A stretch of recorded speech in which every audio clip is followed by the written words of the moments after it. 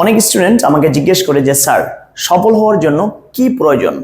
আমি বলবো সফল হওয়ার জন্য তিনটি জিনিস প্রয়োজন। সেই তিনটি জিনিস কি সেটা আজকের ভিডিওতে একদম ব্যাখ্যা সহকারে বলবো। তুমি যদি সফল হতে চাও আজকের এই ভিডিওটি না টেনে সম্পূর্ণ দেখবে।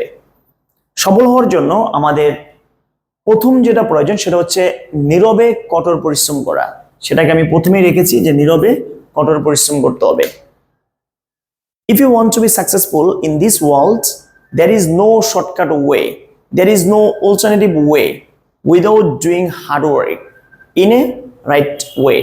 যে সঠিকভাবে যদি তুমি পরিশ্রম করে যাও, তুমি যেই লক্ষ্যে যেতে চাও, তোমার লক্ষ্য অনুযায়ী তুমি যদি তোমার সর্বোচ্চ দিয়ে পরিশ্রম করো, সৃষ্টিকর্তা তোমাকে নিরাশ করবে না, তুমি তোমার লক্ষ্যে পৌঁছাবে। আমি যদি আমার ছোট্ট একটা লক্ষ্যের কথা বলি, আমার স্বপ্ন ছিল আমি বিশ্ববিদ্যালয়ে ইংরেজি নিয়ে পড়বো। যদিও আমি একটা সময় ইংরেজিতে ভালো ছিলাম না, ইংরেজি আমার দুর্বল পয়েন্ট ছিল, কিন্তু আমি আমার জায়গায় সর্বোচ্চ পরিশ্রমটা করেছি। আমি কাউকে বুঝতে দিইনি যে আমি আসলে কি করতেছিলাম, কিন্তু আমি শিওর ছিলাম যে আমি অনেক পরিশ্রম করতেছি, আমি পড়াশোনা করতেছি, হয়তোবা ভালো কিছু হবে।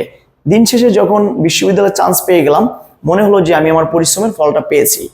সেম ভাবে তুমি যদি সফল হতে চাও, তোমার যদি কোনো স্বপ্ন থাকে যেটা তুমি বাস্তবায়ন করতে চাও, তাহলে অবশ্যই তোমাকে ওই স্বপ্নের জন্য কঠোর পরিশ্রম করতে হবে। আর সেটা হচ্ছে নীরবে কঠোর পরিশ্রম করতে হবে, পরিশ্রম চালাই যেতে হবে। নাম্বার 2, তোমার যেটা দরকার সেটা হচ্ছে 100% কনফিডেন্স। কারণ তোমার নিজের প্রতি যদি তোমার নিজের কনফিডেন্স না থাকে, তাহলে তুমি কিছুদিন পরে তুমি তোমার ট্র্যাক থেকে সরে যাবা। তুমি আজকে যেটাই করতে চাচ্ছ ওটার জন্য তুমি ফুললি কনফিডেন্ট থাকবে যে হ্যাঁ, আমি পরীক্ষায় ভালো করতে চাচ্ছি, আমি আমার সর্বোচ্চ দিয়ে পড়াশোনা করতেছি, ডেফিনেটলি আমি আমার পরীক্ষায় ভালো করব। আমি ওই বিশ্ববিদ্যালয়ে পড়তে চাচ্ছি, আমি আজকে থেকে এমনভাবে পরিশ্রম করব, দেখবে যে ধীরে ধীরে তোমার পজিটিভ পরিশ্রম তোমার ভিতরে একটা কনফিডেন্স নিয়ে আসবে। আর এই কনফিডেন্স তোমাকে হেল্প করবে তোমার লক্ষ্যে পৌঁছানোর জন্য। নাম্বার 3 যেটা প্রয়োজন সেটা হচ্ছে জিদ, অবশ্যই পজিটিভ। দেখা গেছে যে আমাদের জিদ হচ্ছে দুই ধরনের, একটা হচ্ছে পজিটিভ আর একটা হচ্ছে নেগেটিভ। মনে করো যে কেউ তোমাকে বললো যে তুমি এটা করতে পারবা না, কিন্তু তুমি তাকে যে অ্যাটাক করে বসলা যে আমি কেন করতে পারবো না, তুমি কি জানো নাকি? তাকে এটা কিচ্ছু বলার দরকার নাই।